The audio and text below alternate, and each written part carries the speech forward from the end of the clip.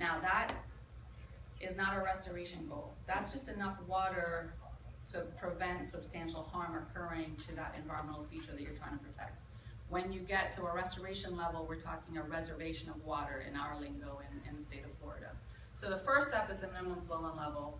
That was set as both a salinity level and a quantity level. So basically, the state has to maintain water flows to Lanehart Dam using all of those other people's property along the way to ensure that at least 35 cubic feet per second of water is flowing over this dam year-round. They can never go below that for more than 20 consecutive days. So that's one. Or if they don't meet that, if they're meeting the salinity level, they're okay. So it's a balancing test. And the salinity level is to make sure that salinity in that area does not exceed more than 2 parts per thousand in the water column for more than 20 days. So again, you start to see how it's easy to put all the canals and structures and things in place, but getting the water quality right is so important for these river systems, and then again, incredibly different in an Everglades, slough, marsh, sawgrass system.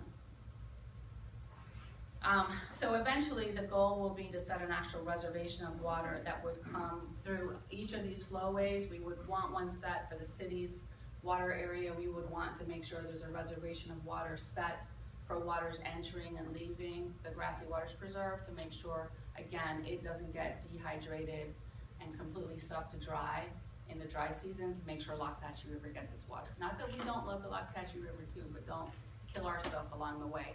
So it's really trying to make sure there's enough water there. And there's a big fight for water. I mean, as much water as we get in Florida, I explained, we don't have a lot of storage until this project is put into place and all these pieces are there.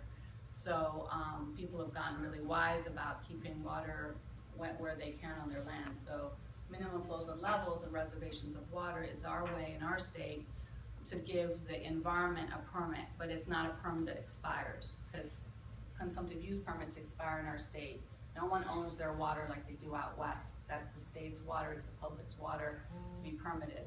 But we set up minimum flows and levels and water reservations in our Water Resources Act in 1972 to try and start establishing water for the environment, because that's the missing link when you build a system like this. If you don't promise and guarantee that delivery, then it doesn't matter how many systems you have connected.